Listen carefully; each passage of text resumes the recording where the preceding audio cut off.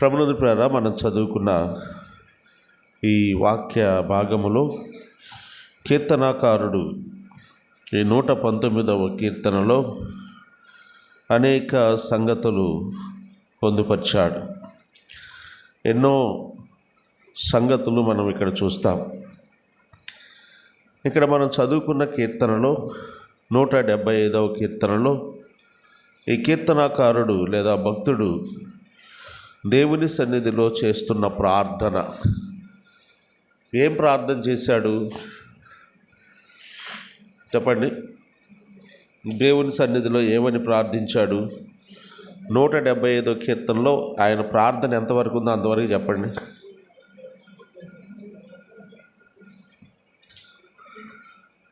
ఆయన ప్రార్థన, నేను నిన్ను స్తుతించేదనేదే ప్రార్థన కాదు. ప్రార్థన ఏంటి అక్కడ చెప్పండి? నీవు నన్ను బ్రతికింపుము, యెహోవా నీవు నన్ను బ్రతికించు. ఇది ఈ భక్తుడు దేవునితో చేస్తున్న ప్రార్థన. ఈ ప్రార్థన చెయ్యకూడదు, చెయ్యం. కానీ ఈ ప్రార్థన చెయ్యకూడదు అనుకునే వాళ్ళు ఎంతమంది ఉన్నారు? చేతులు ఎత్తండి. ఈ ప్రార్థన చెయ్యకూడదని. ఈ ప్రార్థన చెయ్యకూడదు అంటే దాని అర్థం యెహోవా మమ్మును, దానికి ఆపోజిట్ వర్డ్, యెహోవా మమ్మును మాకు మృతి కలుగజేయి అని చెయ్యాలి, దీనికి వ్యతిరేకంగా. కాబట్టి ఈ కీర్తనకారుడు నీవు నన్ను బ్రతికింపుము అని ప్రార్థన చేస్తున్నాడు. ఈ ప్రార్థన తన బ్రతుకును గురించిన ప్రార్థన. దేని కొరకు ఈ ప్రార్థన? నన్ను బ్రతికించయ్యా. అనేక సార్లు మన ప్రార్థనలో ఈ మాట ఉండదు.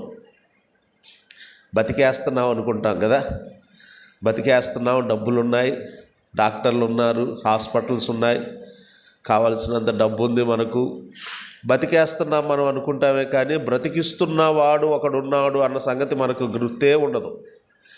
ఎప్పుడు గుర్తొచ్చుద్దంటే అది బాగలేక హాస్పిటల్లో ఉన్నప్పుడు, ఆరోగ్యం బాగలేనప్పుడు, సీరియస్ కండిషన్ అన్నప్పుడు కదా, ఇక లాభం లేదు తీసుకెళ్ళండి అన్నప్పుడు, అప్పుడు గుర్తొస్తాడు మనకి దేవుడు కదా, బాగా గుర్తొస్తాడు అప్పుడు. అబ్బో, హాస్పిటల్లో ఉన్నప్పుడు భక్తి ఎక్కువ ఉంటుంది, జబ్బులో భక్తి ఎక్కువ ఉంటుంది కదా.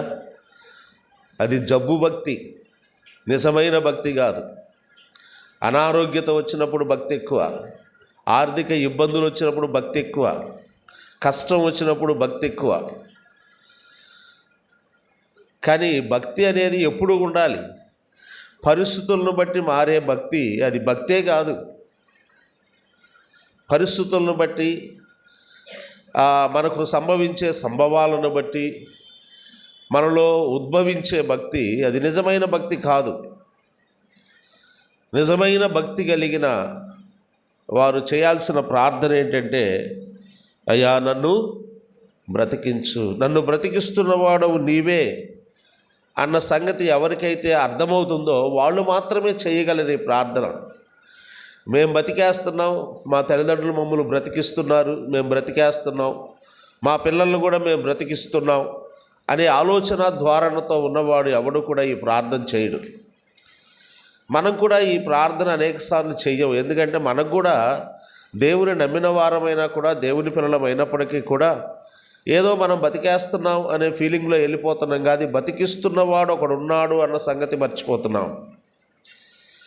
సంవత్సరం ఆఖరిలోకి వచ్చాం,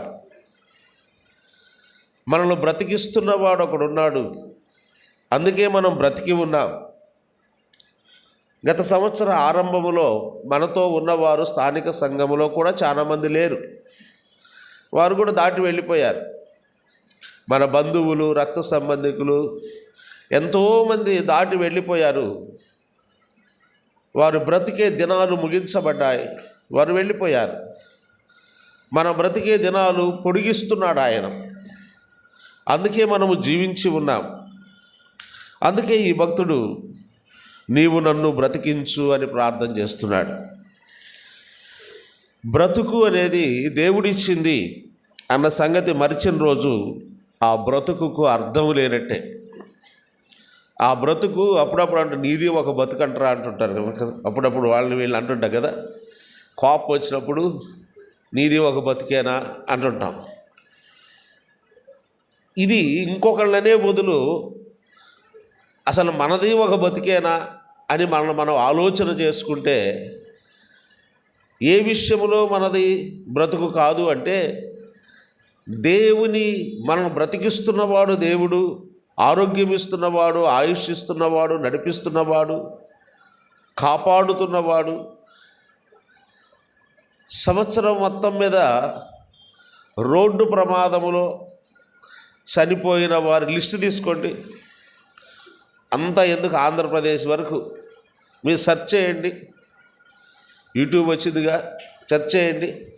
రోడ్డు ప్రమాదంలో యాక్సిడెంట్ల ద్వారా చనిపోయిన వారిని సెర్చ్ చేస్తే లక్షల మంది వస్తారు. ఆంధ్రప్రదేశ్లోనే, ఎక్కడో కాదు. వారేనా ప్రయాణాలు చేసింది సంవత్సరం అంతా? మనం చేయలేదా మనం కూడా చేసాం. వాళ్ళు ఏ రోడ్ల మీద అయితే మరణించారో అదే రోడ్ల మీద మనం ప్రయాణం చేశాం, అవే మార్గముల గుండా వెళ్ళాం, మరణము సంచరించే మార్గముల గుండా వెళ్ళాం. అయినా దేవుడు మనలను తన విశేషమైన కృపచేత కృప చూపిస్తూ మనల్ని బ్రతికిస్తున్నాడు అన్న సంగతి మనం ఎప్పుడు మర్చిపోకూడదు. దేన్ని బట్టి మనం బ్రతికించబడుతున్నాం అని ఆలోచన చేస్తే ఒక మాట నా జ్ఞాపకానికి వస్తుంది. మొదటి సమూయేలు గ్రంథం 4వ అధ్యాయం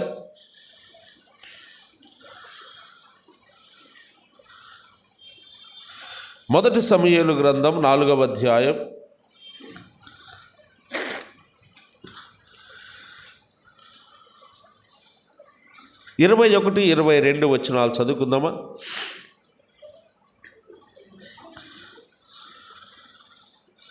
దేవుని మందస్సము పట్టబడిన సంగతిని తన మామయు పెనిమిటియు చనిపోయిన సంగతి తెలుసుకొని ప్రభావము ఇశ్రాయేలులో నుండి పోయెనని చెప్పి తన బిడ్డకు ఈకాబోతు అను పేరు పెట్టెను. దేవుని మందస్సము పట్టబడి పోయినందున ప్రభావము ఇశ్రాయేలులో నుండి చెరపట్టబడి పోయినని ఆమె చెప్పాను.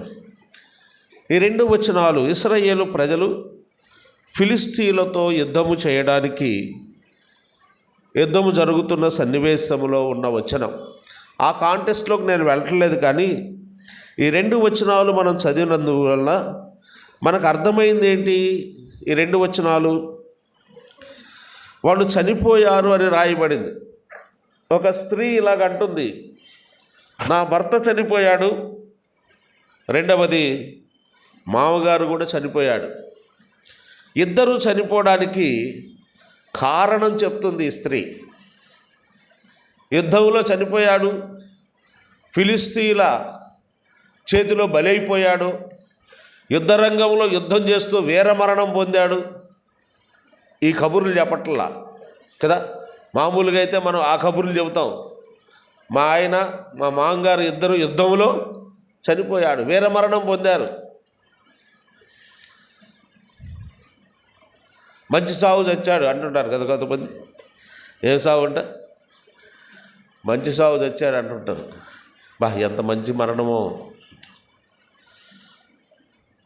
అంటే ఏ బాధ లేకుండా పడుకున్నట్టుగా చనిపోతే మంచి మరణం అంటారు. అలా కాకుండా ఏదైనా యాక్సిడెంటో ఇంకా ఏదో ఒక విధంగా జరిగితే ఏమంటారు చెప్పండి? ఏమంటారు? దుర్మరణం పాలయ్యాడు అంటారు కదా. ఇంకా ఇంకొక రకంగా చనిపోతే దిక్కులేని సావు చచ్చాడు అంటారు.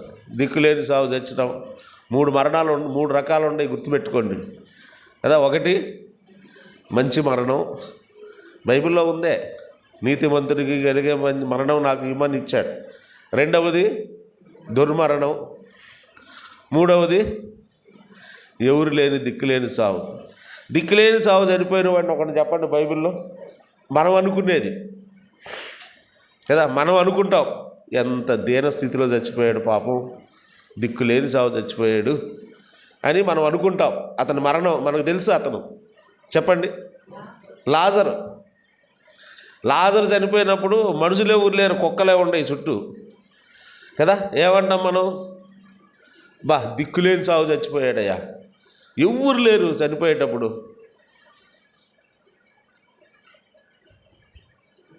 ఆ తర్వాత మంచి చావు చనిపోయాడు ఒకడు ఉన్నాడు అక్కడే. ఎవరు? ధనవంతుడు. వాడిది మంచి చావు అనుకుంటాం. వాడు చచ్చిపోయింది ఎట్ట చచ్చిపోయాడు? ధనవంతుడు కూడా చనిపోయినని రాశాడే కానీ ఏమొచ్చి చచ్చాడో రాయలా. అందువల్ల వాడిది మంచి చావు అనుకుంటాం. ధనవంతుడు ఎక్కడికి పోయాడు, లాజరు ఎక్కడికి పోయాడు చెప్పండి కాస్త నాకు. ఇప్పుడు చెప్పండి, ఎవడు దిక్కులేని చావు? చెప్పండి, ఎవరు దిక్కులేని చావు? లాజరుదా ధనవంతుడిదా? కరెక్ట్గా చెప్పండి.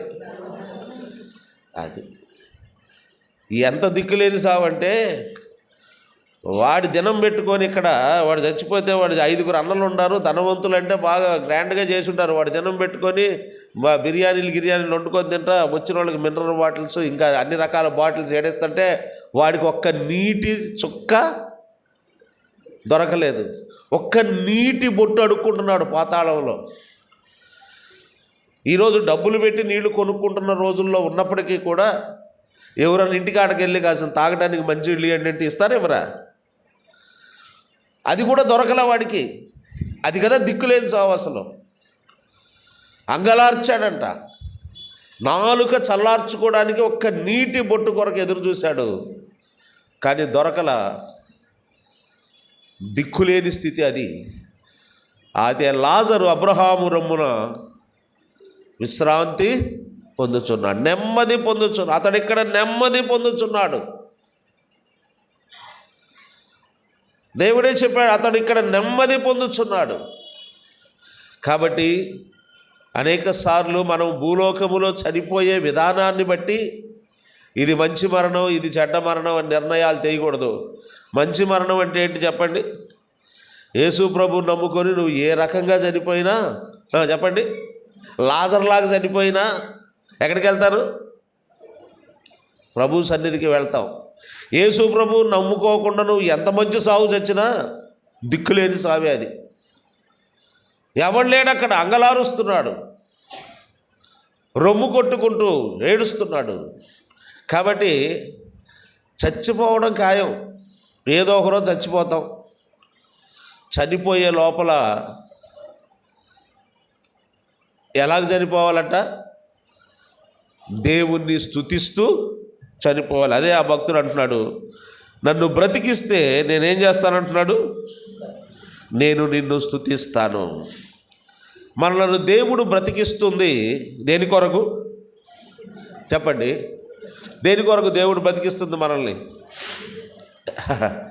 ఆదివారం చేపలు తెచ్చుకోవడానికి, ఆదివారం మటన్ తెచ్చుకోవడానికి కదా, చికెన్ కొట్లు కాడ లైన్లో నుంచోడానికి కదా మనల్ని బతికిస్తుంది దేవుడు. ఎంజాయ్ చేయటానికి. ఆదివారం ఎంజాయ్ చేసేవాళ్ళు చాలామంది ఉన్నారు.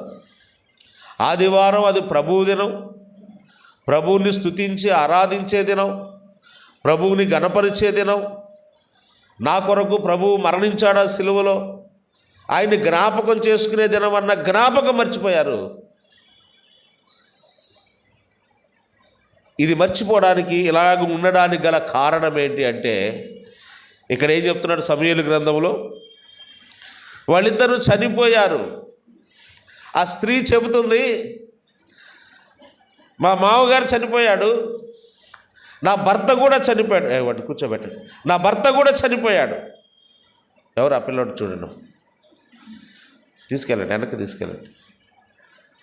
తర్వాత వద్దు లేరా, ముందుకు పో, వెనక్కి పో, ముందు వాడిని పట్టుకెళ్ళండి. వాడు ఇక్కడ దాకా వస్తాడని నాకు అనుమానం వచ్చింది. సరే,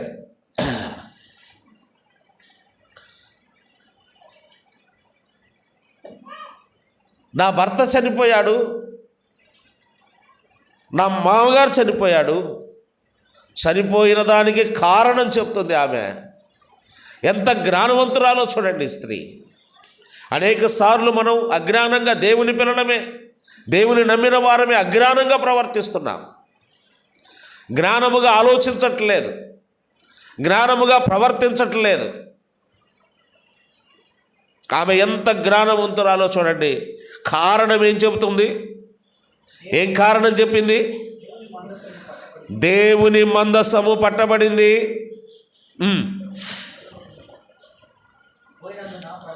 దేవుని మందసము ఇశ్రాయేలులో నుండి వెడలిపోయింది. వెడలిపోయినందువల్ల ఇంకా ఏం పోయిందంట? మందసంతో పాటు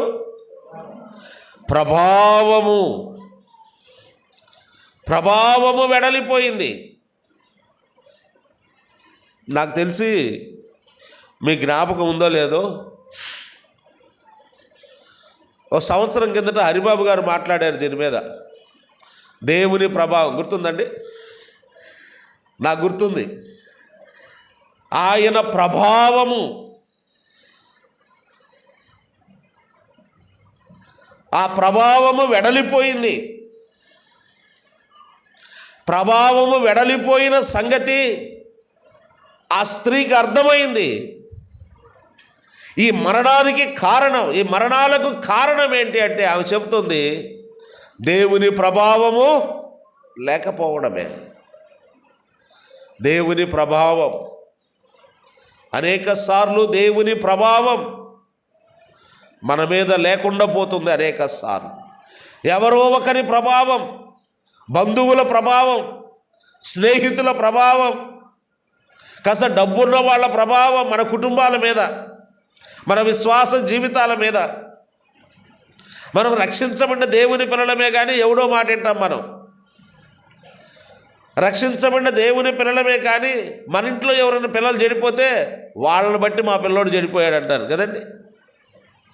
ఒకవేళ మీ పిల్లవాడికో మీ పాపకో కదా స్టేట్ ర్యాంక్ వచ్చిందనుకోండి, అప్పుడు చెబుతామా? అప్పుడు ఎవరు కారణం? ఇంటర్వ్యూ చేశారనుకో, ఎవడన్నా విలేకరు వచ్చి మీ అబ్బాయి స్టేట్ ర్యాంక్ రావడానికి గల కారణం ఏంటి అంటే, మా అబ్బాయి అదిగో ఆ పిల్లవాడి ఎమ్మటి తిరుగుతాడయ్యా, ఆ పిల్లవాడి ప్రభావం మా పిల్లవాడి మీద పడినందువల్ల వీడు బాగా చదువుకో స్టేట్ ర్యాంక్ వచ్చి ఎవడో చెబుతారా? మా ప్రభావం, మా పెంపకం అట్టుంది. మేము ఎంత కష్టపడ్డాము. బాగుపడితేనేమో మన ప్రభావం ఉందని చెప్తాం వాడి మీద, చెడిపోతేనేమో వేరే వాళ్ళ ప్రభావం. ఇక్కడ నేను చెప్పేది మన ప్రభావం ఉన్నా వేస్తే, ఇంకొకళ్ళ ప్రభావం మన మీద ఉన్న ఉపయోగం. ఎవరి ప్రభావం ఉండాలి? దేవుని ప్రభావం ఉండాలి. ఆమె అర్థం చేసుకుంది. దేవుని ప్రభావం లేనందువల్ల, దేవుని ప్రభావం మా మీద లేనందువల్ల ఈ నష్టం నా కుటుంబంలో సంభవించింది అని ఒప్పుకుంటుంది ఆ స్త్రీ. ఈ మరణాలు సంభవించడానికి, ఈ నష్టం రావడానికి గల కారణం ఏంటంటే మందసం వెళ్ళిపోయిందయ్యా.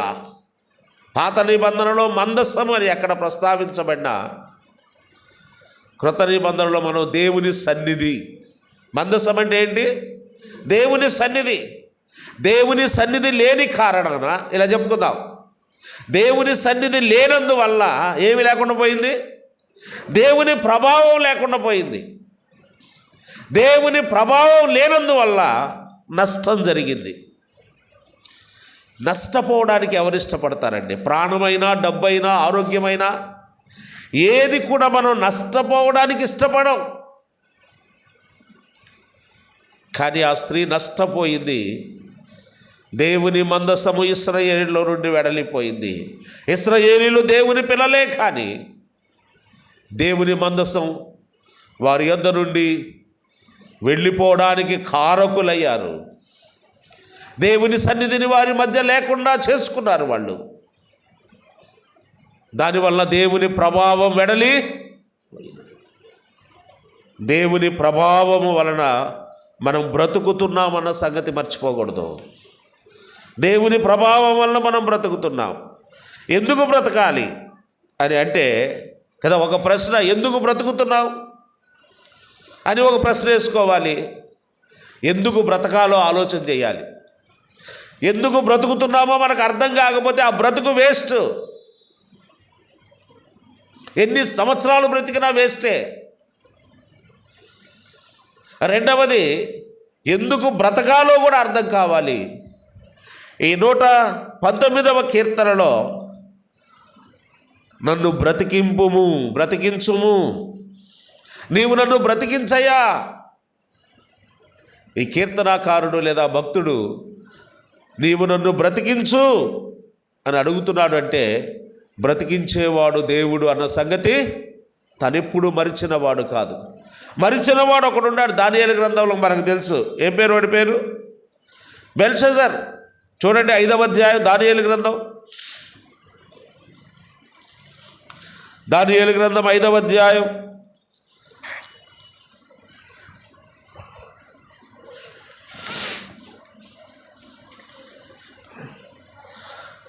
22వ వచనం.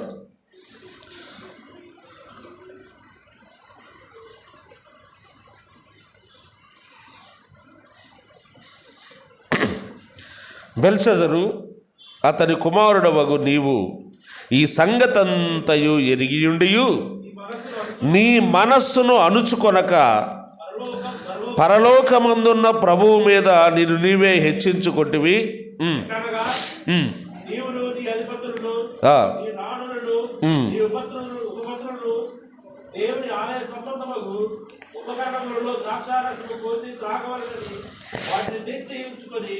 వాటితో త్రాగుచు చూడలేనుడు వినలేనుడు గ్రహింపలేనుడు చేతగాని వెండి బంగారు ఇత్తడి ఇనుము కర్రరాయి అని వాటితో కిందకి రాయా.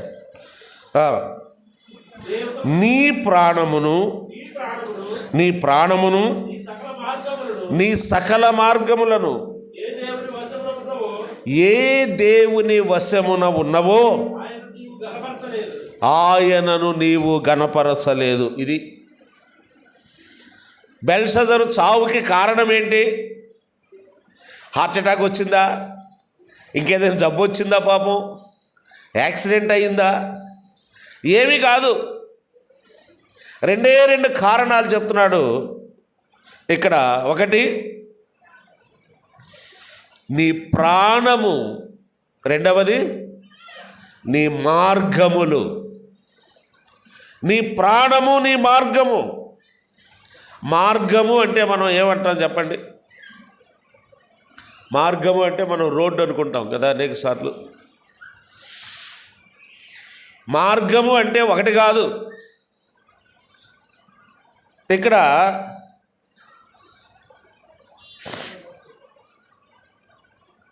నీ సకల మార్గములు అన్నాడు. అంటే పుట్టిన దగ్గర నుంచి చచ్చిపోయేదాకా మనం తిరిగే రోడ్లన్నీ అని కాదు దాని అర్థం. నీ సకల మార్గములు అంటే నీవు ఆలోచన చేసే విధానం, అదొక మార్గం. ఇతరుల పట్ల నువ్వు ప్రవర్తించే విధానం, అదొక మార్గం. దేవుని విషయంలో నీవు ఆలోచన చేసే విధానం, అదొక మార్గం. దేవుని మందిర విషయంలో నీ ఆలోచన విధానం, అదొక మార్గం. ప్రతిదీ కూడా నీ యాటిట్యూడ్ అని దాని అర్థం. నీ ప్రవర్తన, నీ సకల మార్గములు. ఎన్ని ఛానల్స్ ఉన్నాయో తెలుసా మనలో? ఎన్ని ఛానల్స్ ఉన్నాయి? టీవీ పెడితే ఎన్నో ఛానల్స్, 999 అని వస్తుంది నంబరు. ఇంకా అంతకంటే ఎక్కువ నంబర్లు కూడా కనపడతాయి మనకు అక్కడక్కడ. ఎన్ని ఛానల్స్ ఉంటాయి అంటే ఇన్నని చెప్పొచ్చు. ఒక మనిషిలో ఎన్ని ఛానల్స్ ఉంటాయి చెప్తాడు ఎవడన్నా? ఎవరు చెప్తారా? చెప్పలేకే సకల మార్గములు అన్నాడు. లెక్కలేనన్ని ఆలోచన విధానాలు, లెక్కలేనన్ని కోణాలు మనలో ఉన్నాయి. మానవ జీవితంలో ప్రతి మానవుడిలో లెక్కలేనన్ని కోణాలు ఉన్నాయి. అందుకే నీ సకల మార్గములు అన్నాడు. రెండవది నీ ప్రాణమును, నీ సకల మార్గములను ఏ దేవుని వశమందున్నవో ఆయనను నీవు గణపరచలేదు. వీడు చనిపోవడానికి కారణం. ఆమె అక్కడ సమూయేలు గ్రంథంలో వాళ్ళు చచ్చిపోవడానికి కారణం ఏం చెప్తుంది? దేవుని ప్రభావము, దేవుని మందసము ఇశ్రాయేలు ప్రజల నుండి వెడలిపోయింది. వెడలిపోయినందువల్ల దేవుని ప్రభావం వెడలిపోయింది. దేవుని ప్రభావం లేనందువల్ల ఈ మరణం సంభవించింది అంది.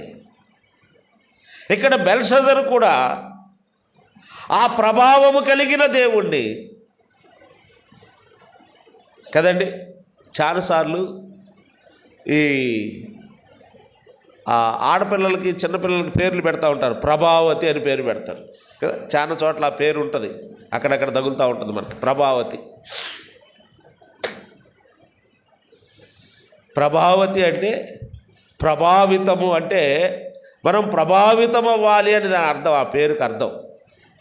మనం ప్రభావితము చేయగలిగిన వాడు ఎవరంటే దేవుడే.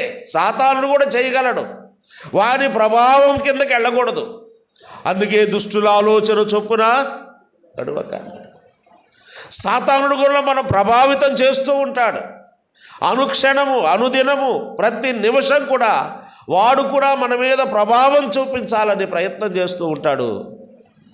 ఏది దేవుని ప్రభావమో ఏది సాతాను ప్రభావమో అర్థం కాకపోతే, అర్థం కానందువల్లనే మరణాలు సంభవించాయి వారికి. అక్కడ అన్నాడు, ఏ ప్రాణము దేవుని వశమున్నదో. ప్రాణము ఎవరి వశం ఉందంట?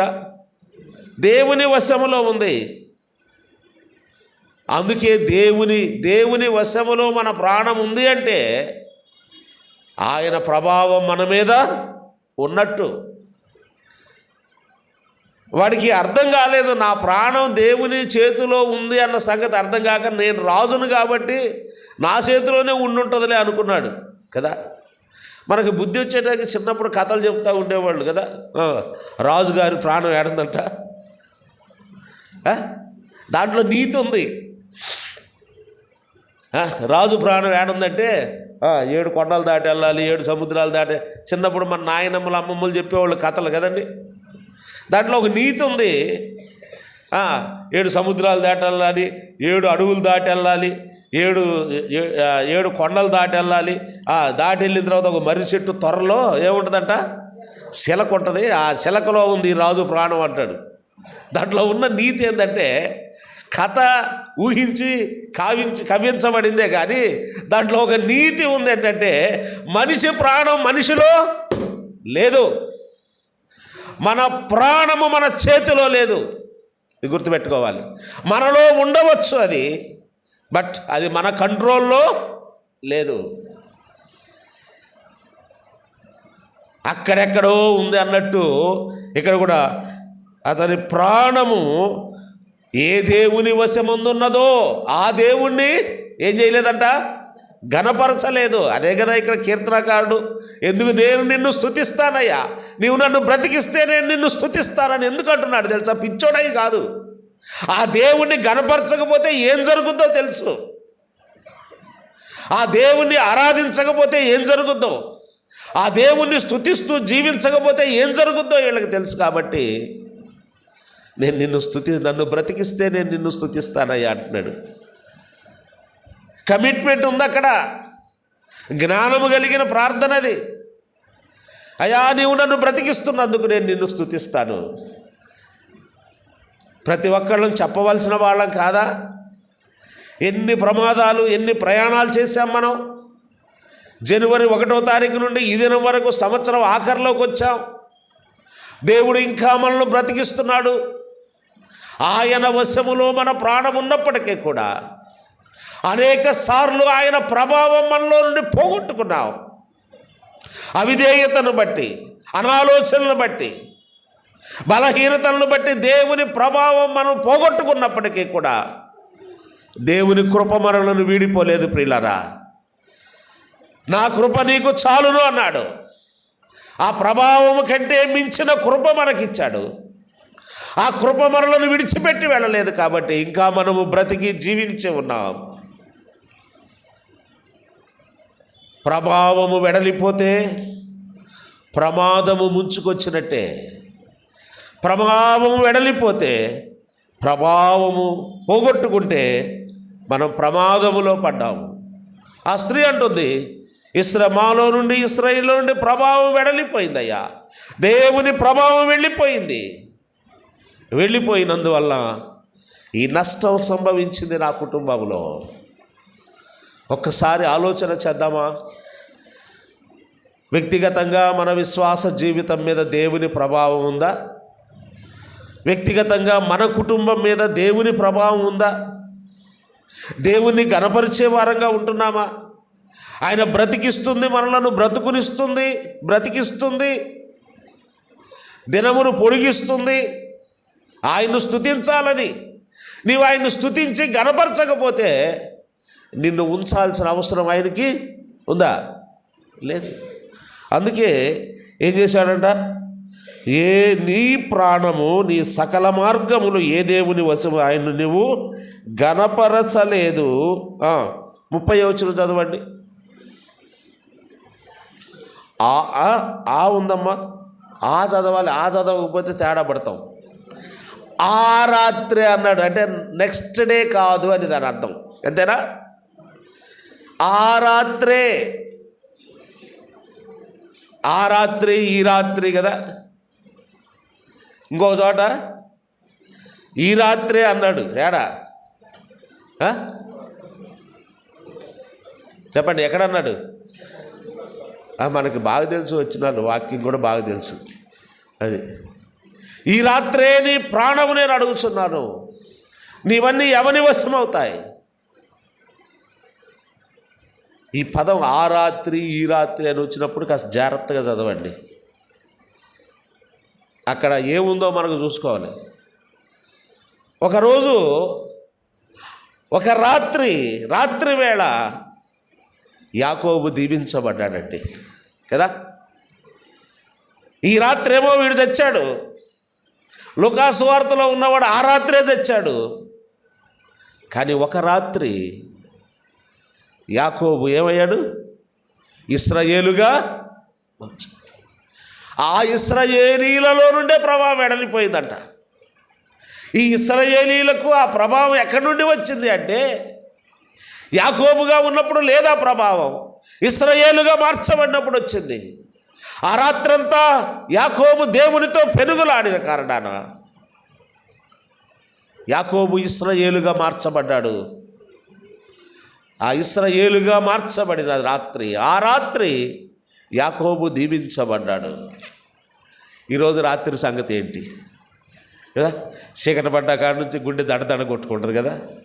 ఇట్లాంటి ప్రసంగాలు చేయి, మాకు అసలుకే బీపీలు షుగర్లు ఉండి.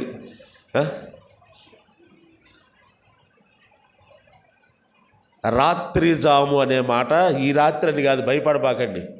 ఈ రాత్రి పుణుకునేటప్పుడు ఏమవుద్దో, ఈరోజు ప్రసంగం అంతా ఈ రాత్రి అన్నాడని.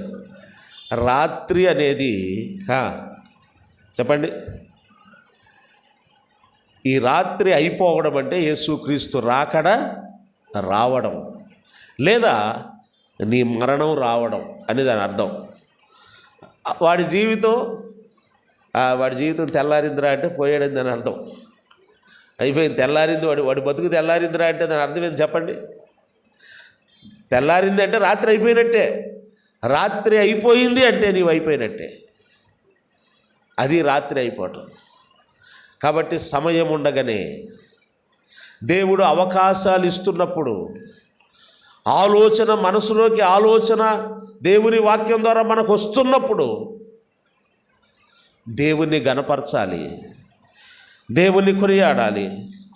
గణపరచలేదు, నీవు నన్ను గణపరచలేదు, ఆయనను నీవు గణపరచలేదు. ఎందుకు గణపరచాలి అంటే నీ మార్గములు, నీ ప్రాణము, నీ సకల మార్గములు ఆ దేవుని చేతిలో ఉంటే నువ్వు ఆ దేవుణ్ణి గణపరచకుండా కదా. ఒకసారి నేను హైదరాబాద్ వెళ్ళాను. అక్కడ ఒక బ్రదర్ వాళ్ళ ఇంటికి వెళ్తే వాళ్ళు బాగా బలవంతం చేస్తున్నారు. మరుసటి రోజు ఏమో నాకు ఎర్రబాలెంలో పునాది కార్యక్రమం ఒకటి ఉంది. వాళ్ళు బాగా బలవంతం చేస్తున్నారు, ఈ రాత్రి ఇక్కడ ఉండండి, వర్షం పడుతుంది భయంకరంగా హైదరాబాద్లో. నేను ఎల్బీ నగర్ దాకా రావాలి బస్సు, అప్పుడు ట్రైన్ కూడా క్యాన్సిల్ అయింది నాకు. ఇక్కడే ఉండండి అని చెప్పి వాళ్ళు బలవంతం చేస్తున్నారు. లేదు నేను వెళ్ళాలి అని అంటున్నాను. ఈ వాదన జరుగుతూ ఉంది. ఈ లోపల వాళ్ళ పాప, చిన్న పాప, నాకు తెలియకుండా అక్కడున్న నాది ఏమో కీస్ ఏమో అక్కడ పెట్టాను, నా మొబైల్ అనుకుంటా, మొబైల్ తీసుకెళ్ళి దాచిపెట్టేసింది. దాచిపెట్టి అంకుల్ నువ్వు వెళ్ళలేవుగా అంటుంది. వెళ్తాను. ఆఖరికి బయలుదేరలేక నీ మొబైల్ ఎక్కడుంది చూసుకో అంది. నా మొబైలు వాళ్ళ చేతిలో ఉంది. వెళ్ళగలనా, రాగలనా? అప్పుడు ఏం చేశానంటే నచ్చ చెప్పుకోవడం, వాళ్ళు బ్రతిలాడటం. ఆ పాప అంకుల్ ఉండండి మీరు అంటా ఉంది. లేదమ్మా వెళ్ళాలరా అని చెప్పి చిన్నగా బతిలాడుకొని నా మొబైల్ తీసుకున్నాను. మనది ఇంకొకళ్ళ చేతిలో ఇరుక్కొని ఉన్నప్పుడు కదా ఒళ్ళు దగ్గర పెట్టుకొని మాట్లాడతామా లేదా వాళ్ళతో? మనమే ఎవరికన్నా 1,00,000 రూపాయలు అప్పిచ్చామనుకోండి, ఎప్పుడు ఇస్తావు అంటావా? పోయి ఒకసారి అన్నావు అనుకోండి, కాస్త ఎప్పుడు ఇస్తావు అన్నాడు. అసలు నాకు ఎప్పుడు ఇచ్చాను అన్నాడు అనుకోడు, వెంటనే వాయిస్ డమ్ అయిపోద్దాం మనకి. నాయన అట్ట అనబాకరా నాయన, నీ కాకపోతే ఇప్పుడు కాకపోతే వచ్చే నెలలో అట్టరా దారికి అంటారు.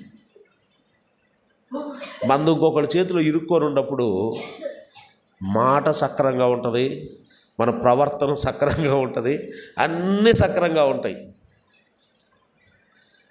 ఒకడు అన్నాడట, ఏంద్రా మొన్నటిదాకా వాడు నీకు నమస్కారం పెట్టాడు, ఈ మధ్య ఏంద్రా వాడికి నువ్వు పెడుతున్నావు అన్నాడంట. అర్థమైందా? మొన్నటిదాకా వాడే నీకు నమస్కారం పెట్టేవాడు కదా, ఎక్కడ కనపడ్డా, ఈ మధ్య ఏందిరా వాడికి నువ్వు పెడుతున్నావు వంగి దండాలన్నంట.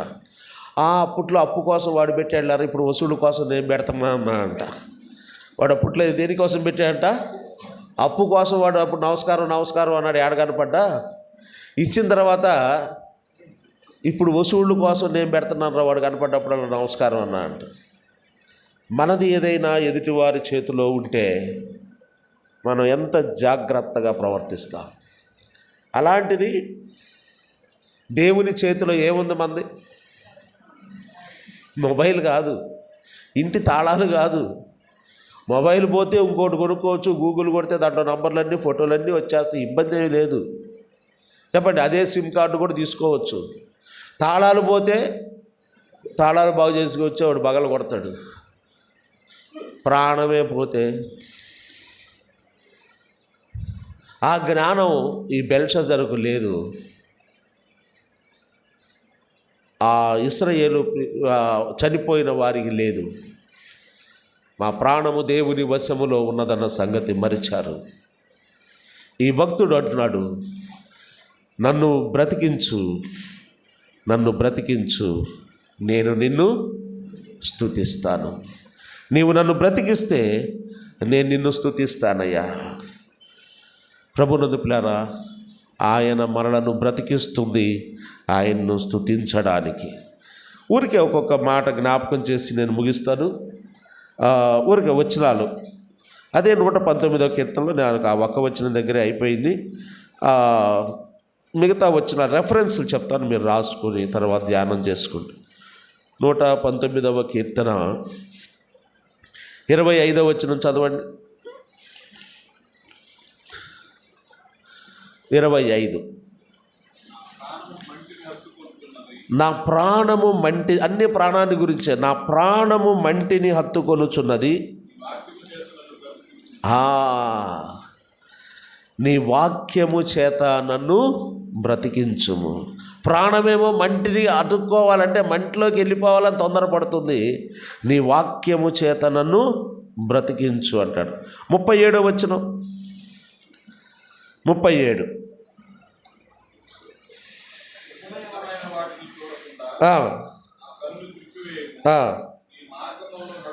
నీ మార్గములో నడుచుకున్నటకు నన్ను దేనికి బ్రతికించాలి? ఒకటి దేవుణ్ణి స్తుతించడానికి, రెండవది ఏంటిది? నీ మార్గములో నడవడానికి. మన ఇష్టం వచ్చిన దారిలో నడవడానికి కాదు, మనం ఇష్టం వచ్చినట్టు జీవించడానికి కాదు. దేవుడు ఆయుష్ ఇస్తుంది, మరి ఒక నూతన సంవత్సరాన్ని ఇస్తుంది, మన ఇష్టం కాదు. ఆయన ఇష్టం నీ మార్గంలో నడుచుకున్నటానికి నన్ను బ్రతికించు అంటాడు. 40వ వచనం 40.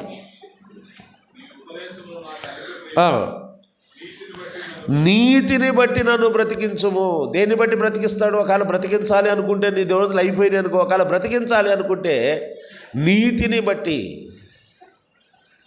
మనలో ఉన్న దేవుని నీతి మన నీతి కాదు, మన నీతి మురికి గుడ్డలే అన్నాడు. దేవుని నీతి మనలో ఉంటే మనల్ని బ్రతికిస్తాడు అనే మాట మనం చూస్తాము. 88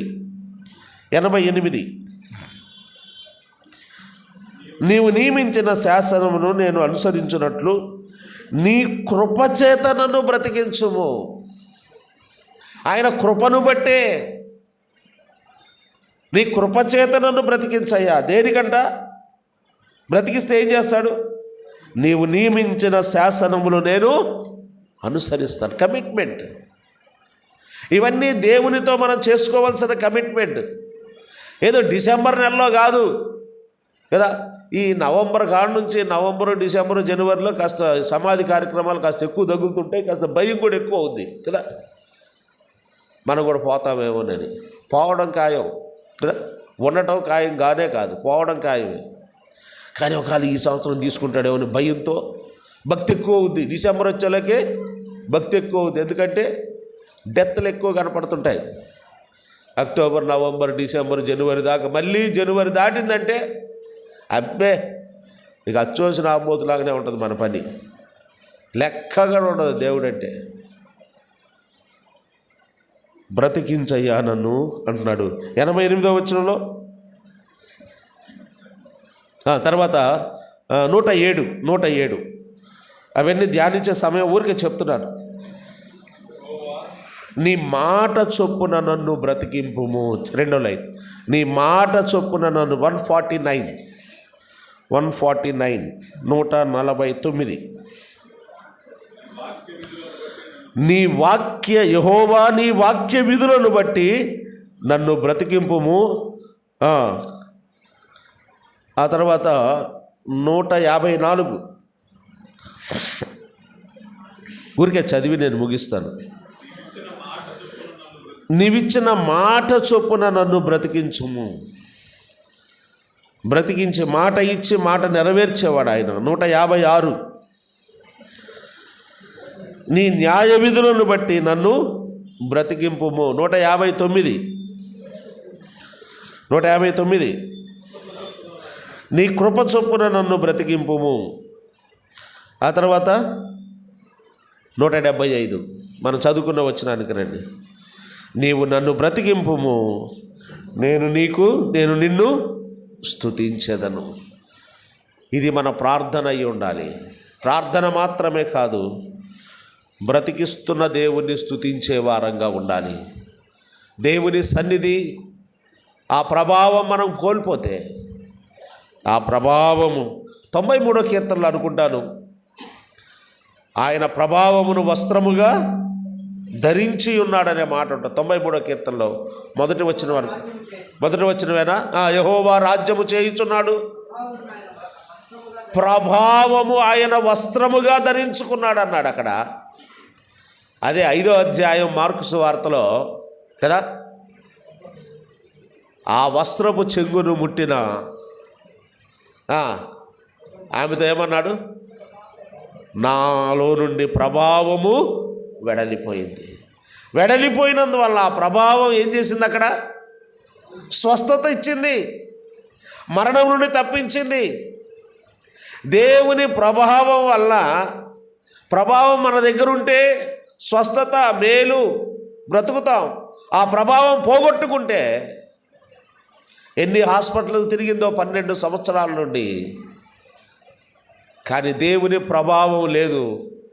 ఎప్పుడైతే దేవుని ప్రభావం ఆయన వస్త్రముగా ధరించాడన్నాడు కదా, ఆ ధరించిన వాడే శరీరధారిగా వచ్చినప్పుడు ఆయన వస్త్రపు చెంగును బుట్టి, ఆయన నోటి మాట చేత, ఆయన ప్రభావము వలన మేలు కలుగుతుంది.